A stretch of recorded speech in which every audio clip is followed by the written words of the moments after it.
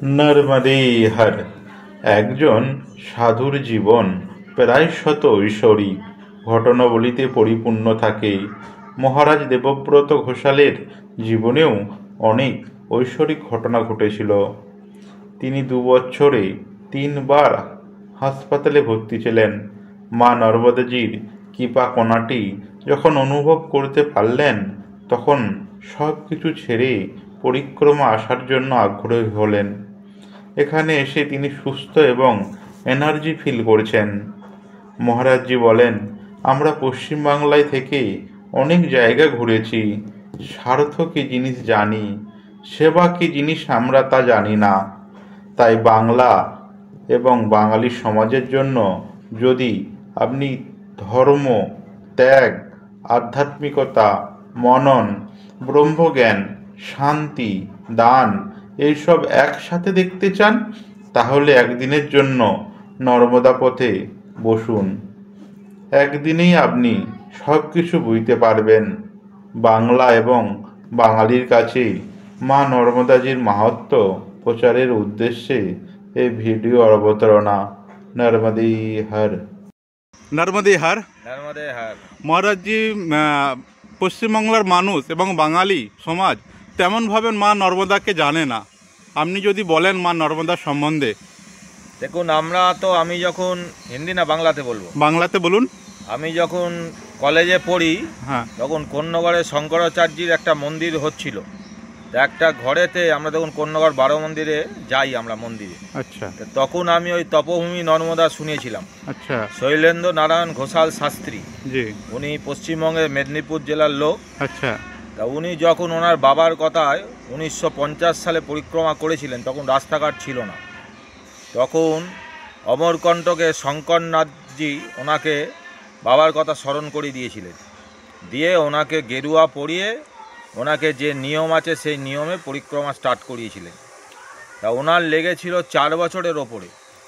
এবং ওনার 9 খণ্ডের যে বই আছে তপভূমি নর্মদা, হ্যাঁ, আমাদের পশ্চিমবঙ্গে অনেকেই পড়েছে।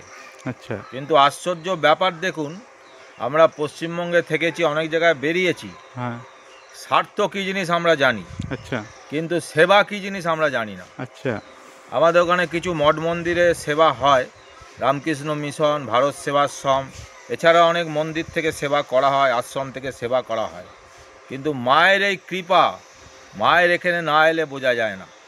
আচ্ছা। এবার আমি উন্মুক্ত এইতে হয়েছিলাম, আমার 2 বছর আগে শরীর খারাপ হয়েছিল।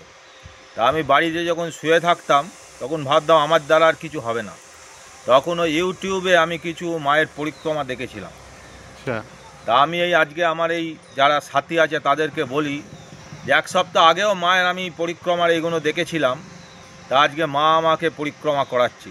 আচ্ছা। আমি জানি না কোথায় থাকবো, কোথায় খাবো, কিন্তু এখানকার মানুষদের এত ভালোবাসা, এত সেবা, আমাকে এই 50 বছর বয়সে মানে কি বলবো, মানে আনন্দে মানে করে দিয়েছে। মহারাজজি, আপনার নাম? আমার নাম হলো দেবব্রত ঘোষাল, আমার কন্যগড়ে বাড়ি। আচ্ছা। আমি রামকৃষ্ণ মিশন থেকে দীক্ষিত। হ্যাঁ। আর ছোটোবেলা থেকেই ঠাকুর ভক্ত, ভগবান শিবের আমি পুজো করি। হ্যাঁ। মা নর্মদার সম্বন্ধে আমি জানতাম না। আচ্ছা। মহারাজজি, লোক বলেন যে মা নর্মদাজি পরিক্রমা করলে পাপ মোচন হয় এবং নর্মদার মনোকামনা পূর্ণ হয়। এখন আমি কোনো মনোকর্ম নিয়ে আসিনি। আচ্ছা। আমি শুধু মহারাষ্ট্রের একজন মহারাজ হ্যাঁ, ইউটিউবে দেখেছিলাম, উনি একটাই কথা বলেছিলেন হ্যাঁ, যে মায়ের পরিক্রমা করো, হ্যাঁ, আর মায়ের তটে যারা যারা বাস করে এরা সব হ্যাঁ, দেবতুল্য। হ্যাঁ, এখানে যে গাছপালা আছে তারাও দেবতা। হ্যাঁ, তাদেরকে দেখার জন্য অন্তত একবার এসো। তা মায়ের অশেষ কৃপা হ্যাঁ, যে মা এখানে নিয়ে এসছে এবং খুব আনন্দে রেখেছে। কালকে আমাকে একজন বলছে যে দাদা কি লাগবে আপনাই বলুন। তা আমি বললাম মা এখানে সব দিয়েছে, খাবার দিচ্ছে, থাকার জায়গায় দিচ্ছে, সুন্দর মানুষ দেখতে পাচ্ছি, সাধু সন্ন্যাসী যাদের জন্য দেখতে এসেছি, মানে সেবায় আমার জীবনে মানে কি বলবো, ভগবানকে দেখিনি কিন্তু শুনেছি। মহারাজজি, লোক বলেন যে মা নর্মদাজি জলে এনার্জি অ্যাক্টিভিটি আছে, জল পান করলে অনেক রকমের মানে বিমারি নষ্ট হয়ে যায়। আপনি জানেন? আমি ইউটিউবে কিছু এই ব্যাপারে দেখেছি, কারোর কিডনি খারাপ হয়ে গেছে, চোখে দেখতে পাচ্ছেন না। আর রিসেন্ট দাদাগুরু মহারাজের আমি ভিডিওগুলো দেখেছি, উনি জল খেয়ে আছেন। আমি রিসেন্ট 2 বছরের মধ্যে আমি 3টে হসপিটালে ভর্তি হয়েছিলাম। আমার বুকে জল জমেছিল, ভাইরাস জমেছিল এবং আমি এখন বর্তমানে স্টেন আছে আমার। 1 বছর আগে স্টেন নিয়েছি। আমার বাড়ি থেকে পর্যন্ত বাধা দিয়েছে, আমার চেনা লোকেরা আমায় হসপিটাল দেখেছিল, বলছে যাস না। কিন্তু আজকে এসে আমার কিছুই মনে হচ্ছে না, যেন আমাকে এনার্জি যেন মা আচ্ছা, ফুল দিয়ে দিয়েছে। আর শ্রদ্ধা ভাব, সে যদি নর্মদা পরিক্রমা করেন, মা নর্মদা সাক্ষাৎ দর্শন দেয়।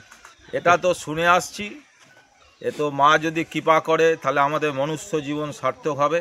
হ্যাঁ, তো বাঙালি জাতির জন্য আপনার কি উদ্দেশ্য, আপনি কি বলবেন? আমি আমার চেনা জানা লোকদের একটাই কথা বলেছি, যে মায়ের পরিক্রমাটা তারা করুক। তারা অনেক জায়গায় ঘুরেছে, অনেক কিছু জীবনে করেছে। হ্যাঁ একবার মায়ের এই তটে অন্তত গাড়ি করে নয়, হ্যাঁ, পায়ে পা হেঁটে হেঁটে। পায়ে হেঁটে করুক, এত আনন্দ পাবে।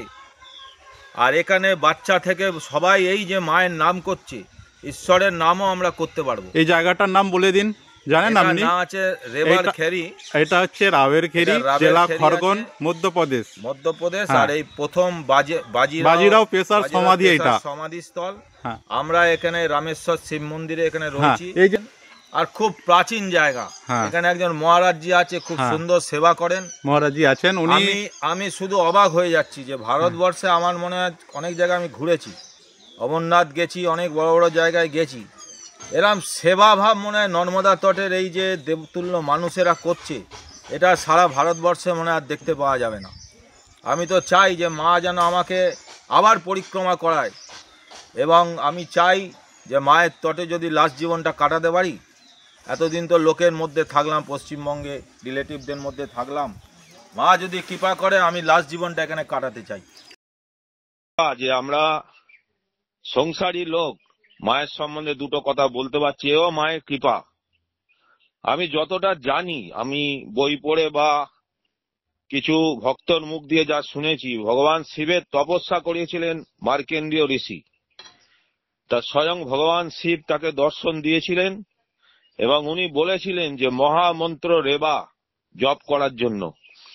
মার্কেন্ডীয় ঋষি এই মহামন্ত্র রেবা জপ করে মা নর্মদার দর্শন পেয়েছিলেন। পরবর্তীকালে উনি যখন মহাভারতের যুদ্ধ শেষ হয়ে যায়, মহারাজ যুধিষ্ঠির যখন আত্মীয়দের হত্যা এবং পুণ্য লাভের জন্য তীর্থে তীর্থে উনি ঘুরেছিলেন, উনি অমরকণ্টকে মার্কেন্ডীয় ঋষির কাছে আসেন এবং মার্কেন্ডীয় ঋষির মুখ দিয়ে যখন মা রেবা, মা নর্মদার কথা উনি শুনেছিলেন, পরবর্তীকালে উনি আবার আরেকজনকে বলেছিলেন এইভাবে মায়ের নাম প্রচার হয়। এবং প্রাচীন কাল থেকে বড় বড় ঋষি, মাহাত্মারা, সাধু, সন্ন্যাসী মায়ের এই তটে পরিক্রমা করছেন এবং মার্কেন্ডীয় ঋষি নিজে 40 না 45 বছর ধরে পরিক্রমা করেছিলেন এবং মায়ের প্রচার করেছিলেন। তা আমাদের খুব ভাগ্য যে মা আমাদের মতন দিনহীনকে মায়ের এই তটে নিয়ে এসছেন এবং মায়ের এই তটে সাধু সন্ন্যাসীদের এই যে পদধূলি, আমরা এই 3 জন মিলে আজকে 6 দিন হয়ে গেল আমরা জুতো ছাড়াই হাঁটছি। কেন আমার একটা মনে ইচ্ছা যে এই যে সাধু সন্ন্যাসী মহাত্মারা আমাদের ভারতবর্ষে যারা মায়ের তটে মায়ের পরিক্রমা করেছে পদব্রজে, একটা সময় তো জুতো ছিল না, হাজার হাজার বছর ধরে তারা এই যে পরিক্রমা করে যাচ্ছে এবং মা যে কিভাবে তাদের রক্ষা করছে, এই পরিক্রমা না করলে বোঝা যাবে না। কোনো অভাব নেই, কোনো অভাব নেই। আমি একটা জিনিস অবাক হয়ে গেলাম, গতকাল আমাকে একজন এসে বলল, মহারাজ কি লাগবে, আপনি বলুন কি লাগবে। আমার কোনো অভাব রাখেনি মা, আমি পয়সা করিও সেরাম নিয়ে বেরোইনি, কিন্তু মায়ের কৃপাতে কোনো কিছুর অভাব নেই। আর সবচেয়ে বড় কথা, মায়ের কাছে চাওয়ার কোনো দরকার নেই। আমরা যে মায়ের নাম করতে পারছি, এখানকার বাচ্চা 2 বছর 3 বছরের বাচ্চারা নর্মদের হার বলছে, মিনিটে মিনিটে আমরা যে মায়ের নামটা করতে পারছি। কেন জীবনের অনেক সময় কাটিয়ে ফেলেছি, আজকে 50 পেরিয়ে গেছে, আর কতদিন সংসারে এটা ওটা চাইবো, যদি চাওয়ার হয় মায়ের কাছে চাইবো। সেই জন্য আমি সবার কাছে অনুরোধ করব, আপনারা মায়ের এই পরিক্রমা করাবার জন্য মায়ের কাছে প্রার্থনা করুন। মায়ের কাছে প্রার্থনা করলে মা নিশ্চয়ই সবাইকে মায়ের কাছে নিয়ে আসবে, এবং এই নর্মদা পরিক্রমা যুগ যুগ ধরে চলে আসছে। সবাই এই মায়ের পরিক্রমা করে মায়ের কৃপা লাভ করবেন। আমি কামনা বলবো না, কামনার কোনো শেষ নেই, কিন্তু মায়ের এই যে কৃপা, মায়ের যে কৃপা বাতাস বয়ে চলেছে, একটুখানি যদি আমরা তার স্মরণ হতে পারি। আমাদের ভগবান শ্রী রামকৃষ্ণ পরমহংসদেব বলেছেন যে শুদ্ধা ভক্তি, মায়ের কাছে প্রার্থনা করেছিলেন মা ভবতারিণীর কাছে, মা আমায় শুদ্ধা ভক্তি দাও, আর কিচ্ছু চাই না। আমি সাধারণ একজন মনুষ্য, বাঙালি হয়ে একটাই অনুরোধ করব বাঙালি জাতির কাছে, বাঙালি জাতি সব দিক দিয়ে এগিয়ে, শুধু মায়ের পরিক্রমায় আমি এখানে বাঙালিদের দেখতে পাচ্ছি না। সবই মহারাষ্ট্রিয়ান, মধ্যপ্রদেশ, গুজরাট, কর্ণাটক, হায়দ্রাবাদ, অন্যান্য প্রদেশের লোকরা মায়ের পরিক্রমা করছে। তাহলে আমরা কি মায়ের কৃপা লাভ করব না? যে বাঙালিরা বড় বড় সাধু সন্ন্যাসীর জন্ম ওই বাঙালি ঘরে হয়েছে, আমরা কি মায়ের কৃপা লাভ করব না? আমাদের লেখক শৈলেন্দ্র নারায়ণ ঘোষাল শাস্ত্রী যে বইটা লিখেছেন তপভূমি নর্মদা, একবার আপনারা পড়ে দেখুন। যদি না পড়েন তাহলে ইউটিউবে দেখুন, মন ভরে যাবে। জগতে এরাম এরাম সাধু সন্ন্যাসী আমাদের হিন্দু ধর্মে ছিল, আমরা আপ্লুত হয়ে যাব।